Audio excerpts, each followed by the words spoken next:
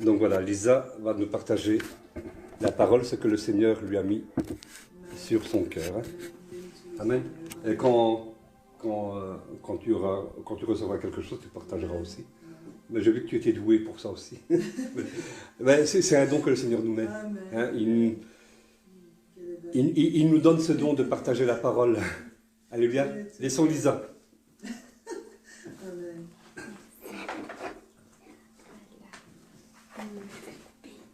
Ouais.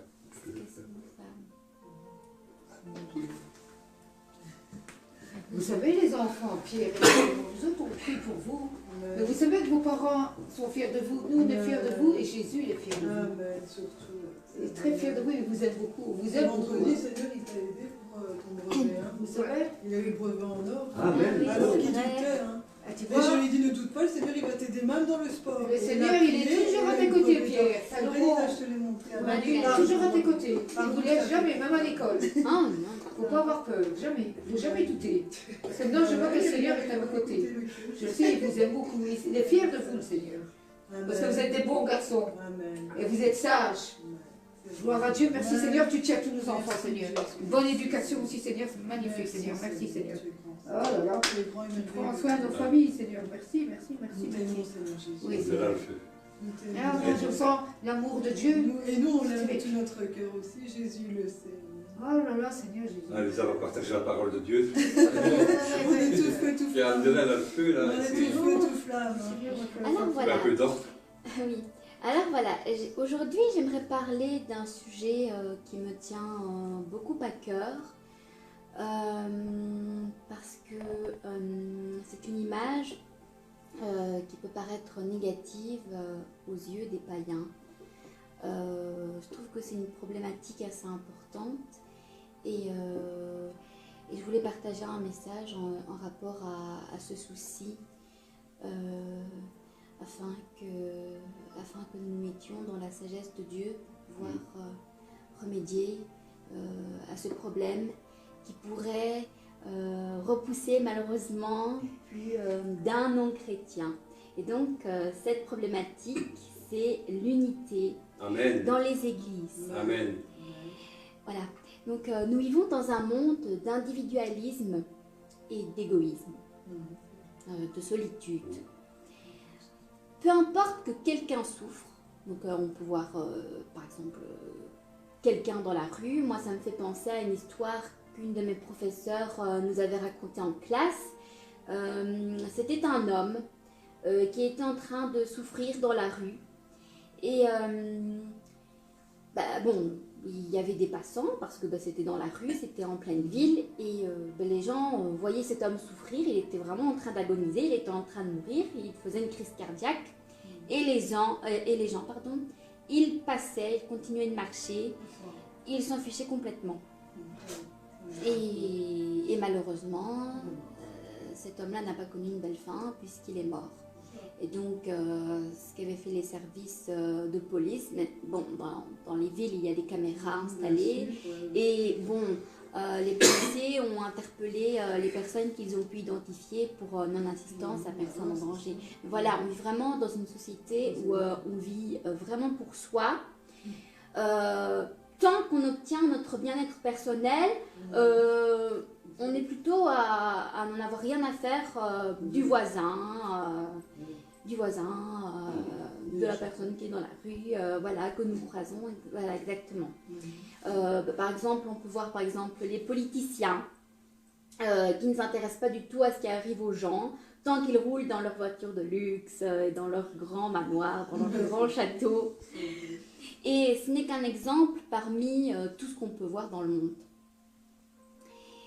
Et donc, moi je parle de ça parce que, comme je le disais, parmi les chrétiens, il est très courant qu'on puisse penser qu'on peut se débrouiller tout seul, sans l'aide de personne, sans le soutien de ses frères et sœurs. Mais si c'était le cas, Dieu n'aurait pas fait de nous un peuple si nous n'avions pas besoin les uns des autres pour marcher et grandir. Tout d'abord, je suis très frappée par ce que la parole de Dieu déclare dans Éphésiens, chapitre 2, le verset 19 à 21. Si quelqu'un peut le lire, papa. Chapitre 2, verset 19. À 21. J'ouvre ma Bible, je tombe directement dans la Genèse. Ah, super, gloire à Dieu.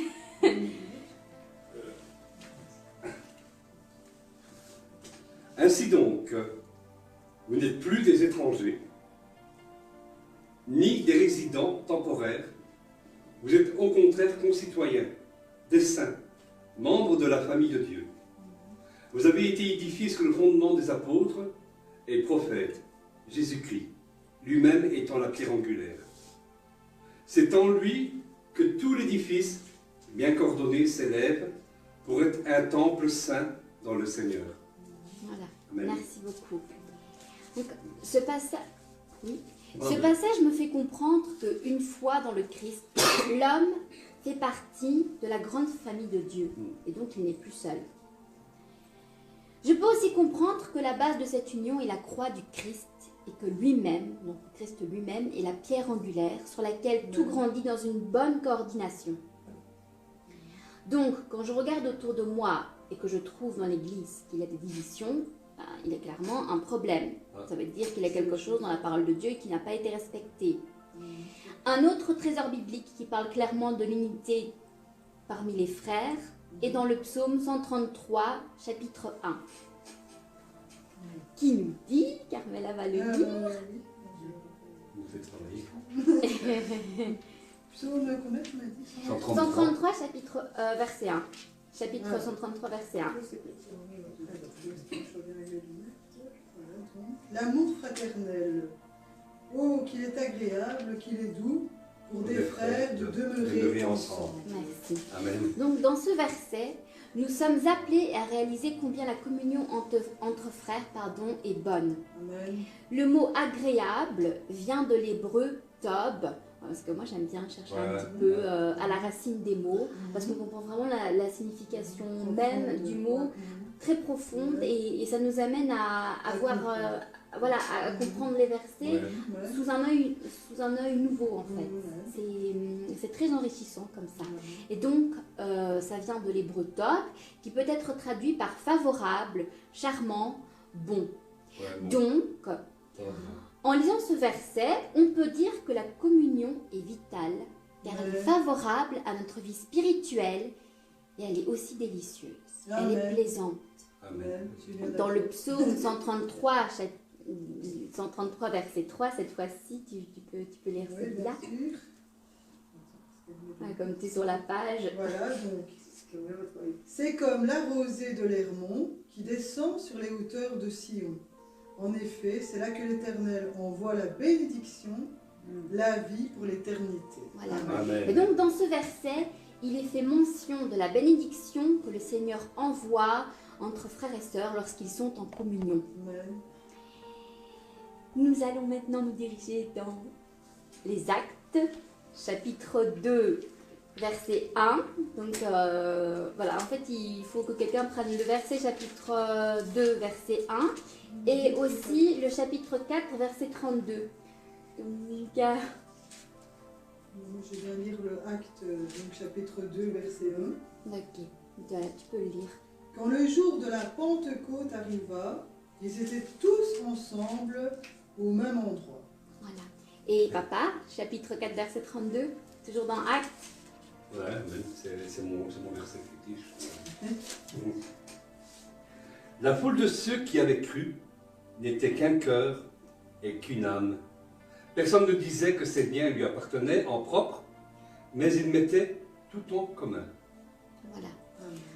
Le livre des Actes nous dit que les premiers chrétiens étaient tous ensemble dans le même lieu et que la multitude de ceux qui avaient cru n'était qu'un cœur et qu'une âme. Nul ne disait que ses biens lui appartinssent en propre, mais tout était commun entre eux. Amen. C'est merveilleux. Amen. Amen. Amen. Maintenant, cette unité, comme je l'ai dit, n'est pas toujours appréciée parce qu'elle n'est malheureusement pas toujours respectée. Elle est souvent oubliée au détriment de choses non essentielles. L'un des écrits les plus merveilleux de la Bible, c'est pour moi la première lettre que Paul a écrite aux Corinthiens. Ouais. Si tu vois, c'est laquelle? Dans le chapitre 13, tu parles de la charité. Non, Ça? dans le chapitre 1 Corinthiens chapitre 1. Donc, dans cette lettre, on nous montre une église avec beaucoup de problèmes. Ah ouais, ouais. Voilà, c'est ce passage-là dont je parle. Et nous voyons aussi l'apôtre, donc Paul, exhortant non pas sur la base de son autorité, mais sur la base de Christ. Et donc, 1 Corinthiens chapitre 1, verset 11, nous dit, qui veut le lire? Vous voulez que je lise moi? D'accord, parce que moi je prends des versets comme ça, j'aime bien faire lire en fait. Ouais, oh là. J'aime bien faire participer tout le 1 monde. Corinthiens, chapitre 1, verset 11. Oui.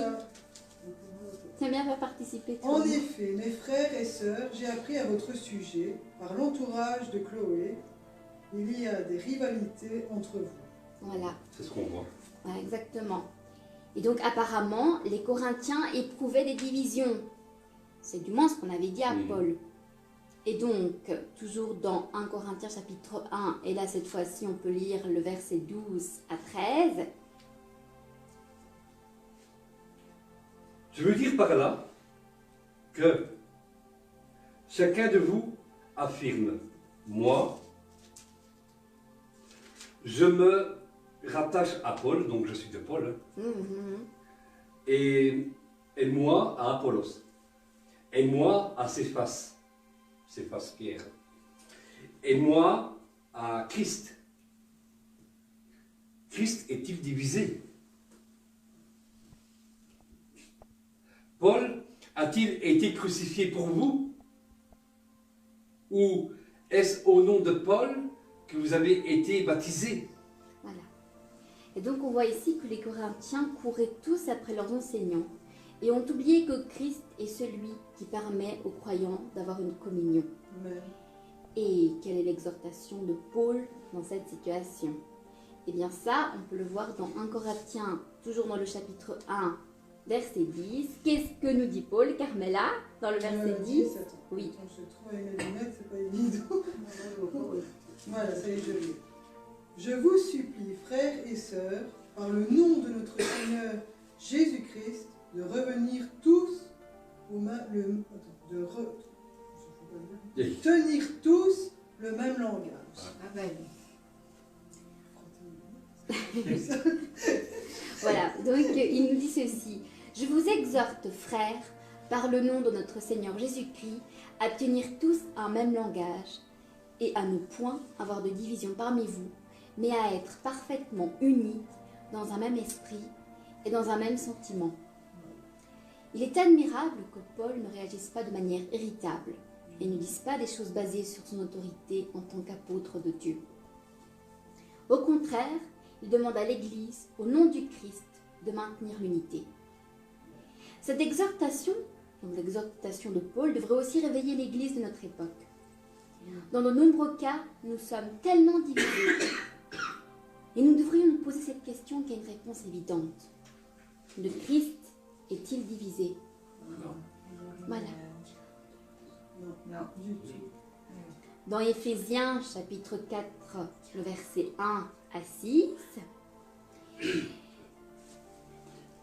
il est dit ceci. Je vous exhorte donc, moi, le prisonnier dans le Seigneur, à marcher d'une manière digne de la vocation qui vous a été adressée, en toute humilité et douceur, avec patience, vous supportant les uns les autres avec charité, vous efforçant de conserver l'unité de l'esprit par le lieu de la paix. Il y a un seul corps et un seul esprit, comme aussi vous avez été appelés à une seule espérance par votre vocation. Il y a un seul Seigneur, une seule foi, un seul baptême. Un seul Dieu et Père de tous, Alléluia. qui est au-dessus de tous, et parmi tous, et en tous. Aux Éphésiens, Paul les exhorte aussi à garder l'unité et la communion dans l'Église. La patience est une composante que nous devons garder à l'esprit en tout temps, afin de pouvoir nous supporter les uns les autres. Amen. Ouais, la patience. Maintenir l'unité exige des efforts. Amen.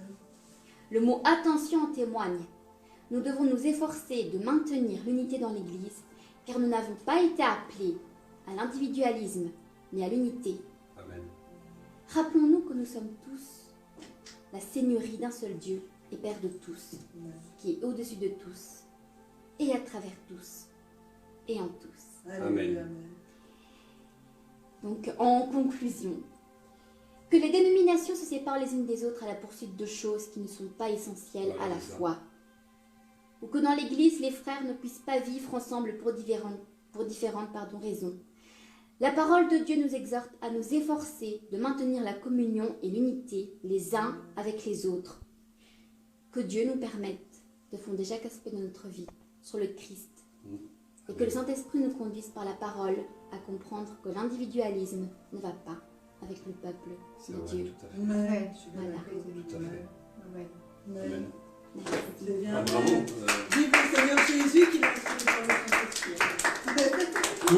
Court est très, Très mauvais, ça. court est très pertinent. Il n'a pas loin de faire, de longs messages pour. Ce qu'il faut, c'est que le peuple comprenne. On a besoin de vivre comme une famille. Aujourd'hui, vous voyez, moi, je le dis souvent, de nos jours, les gens, ils restent chez eux. Et tu as lu dans le psaume 33, « À qu'il est doux pour des frères de demeurer ensemble ». Mais aujourd'hui, c'est « À qu'il est doux et agréable pour des frères de demeurer chez lui, de rester derrière l'ordinateur et de ne plus chercher la communion fraternelle ». C'est ça de nos jours.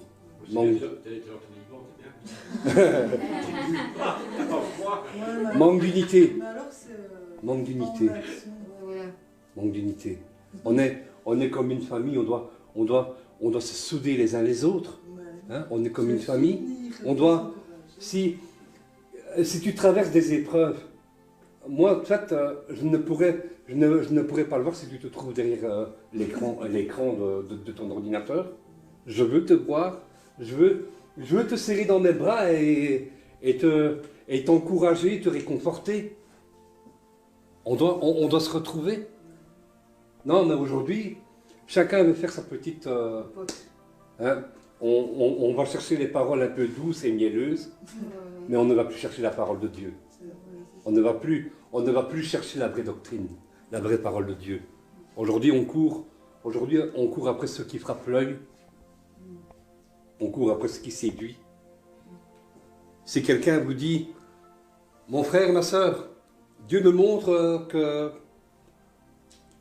il va ouvrir les écluses des cieux pour toi. Ton compte, aujourd'hui tu as plein de dettes. Le Seigneur m'a fait montrer qu'il va effacer tes dettes. Moi je vous dis ceci, quand on commet des erreurs, on paye. Moi je dis ceci,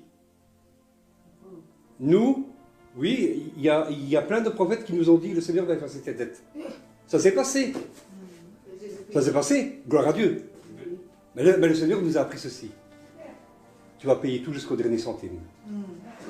On a payé jusqu'au dernier centime ce qu'on... Parce que si vous devez quelque chose à quelqu'un, vous devrez le rendre. Alors Dieu, si vous ne rendez pas ce que vous devez, Dieu est complice avec vous, vous êtes un voleur. Dieu est complice avec vous, Dieu c'est un voleur. Si vous ne rendez pas votre créancier tout ce que vous avez emprunté. Comme dans la vie, il est marqué, rends ce qui est à César. Voilà, exactement. Ce que Dieu attend de nous quand il dit ça. Rendez à César ce qui est à César. Les gens, ils pensent, oui, c'est par rapport aux dîmes, c'est faux. Jésus fait montrer la pièce. Cette pièce est à l'image de qui? César. Rendez à César ce qui est à César. Et rendez à Dieu ce qui est à Dieu. Genèse, dans le chapitre 1, l'homme a été fait à l'image de qui? Voilà. Nous sommes faits à l'image de Dieu. Donc nous devons rendre à Dieu ce que nous sommes. Lui dire merci Seigneur, je suis à toi, rien ne m'appartient, ma vie t'appartient. C'est ça que nous devons rendre. C'est pas, attendez, hein, et ça on en viendra un jour. Ce n'est pas 10% que Dieu attend de nous. C'est tout. Tout. Et c'est quoi tout? C'est quoi tout? Voilà, exactement. Tout ce que j'ai, Seigneur, t'appartient. Ça ne veut pas dire qu'on ne doit pas soutenir les serviteurs de Dieu. Mais si tu donnes que 10%, tu es un voleur. Tu voles Dieu. Si tu ne donnes que 10%. Dieu rendait à César ce qui est à César et à Dieu ce qui est à Dieu. Donc Dieu attend tout de nous. Vous voyez? Les gens aiment bien entendre des paroles douces et mielleuses. Alors ils ne vont même plus chercher la vraie parole de Dieu. Ils ne vont même plus chercher la vérité. Ils préfèrent rester chez eux. Les frères et sœurs d'aujourd'hui ne sont plus soudés. Comme l'étaient les chrétiens de l'Église primitive, ils partageaient tout en commun. Même les apôtres, hein, ils ne gardaient rien pour eux. Donc les premiers chrétiens, donc surtout les riches, il est écrit dans Acte 4 qu'il n'y avait aucun indigent. Pourquoi? Parce que les plus riches vendaient leurs propriétés et ils venaient distribuer au pied des apôtres. Ils les gardaient pour eux. C'est qui a partagé vendredi que cet homme-là qui demande l'aumône? Pierre, il dit, je n'ai ni argent ni or, mais ce que j'ai, je te le donne gratuitement. Jésus-Christ. Les apôtres redistribuaient aux indigents. Et il n'y avait aucun indigent. Alléluia. On doit se souder. Moi, je veux vous voir, même si c'est dur, parfois, même si on a une semaine difficile, on doit se rencontrer. Amen. On doit se rencontrer. Et comme je l'ai dit tout à l'heure,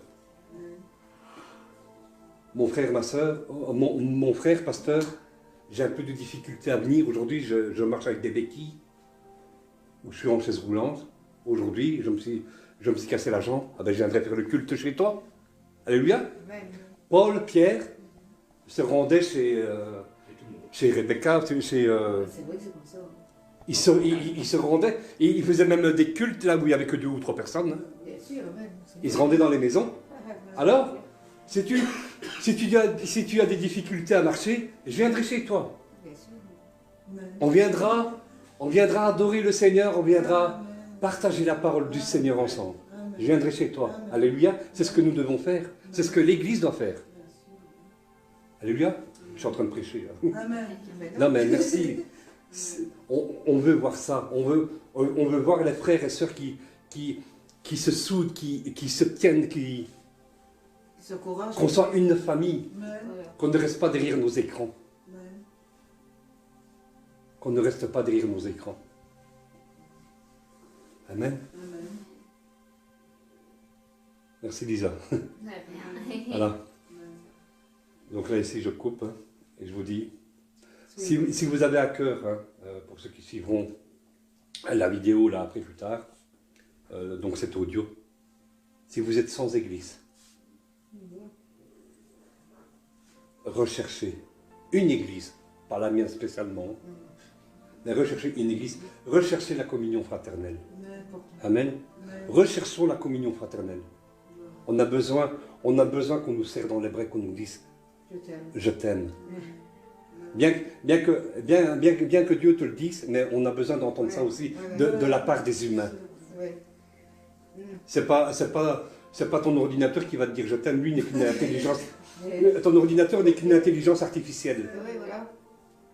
Moi je ne crois pas à ces choses-là. Touche ton écran. Non. Cherchez la communion fraternelle. Serrez vos frères et sœurs dans la foi dans vos bras. Montrez-leur que vous êtes là pour eux. C'est de l'égoïsme, hein. Je crie, hein. C'est de l'égoïsme de rester chez soi. C'est de l'égoïsme. Alors, recherchez une assemblée. Recherchez un lieu de culte pour adorer, pour partager la parole de Dieu, pour édifier aussi. Et je crois que chacun d'entre nous, on a des expériences à partager de ce que le Seigneur fait pour nous. Comme on a fait ce matin. Alléluia. Que Dieu nous garde.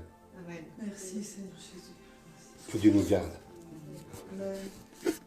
Amen. Soyez bénis.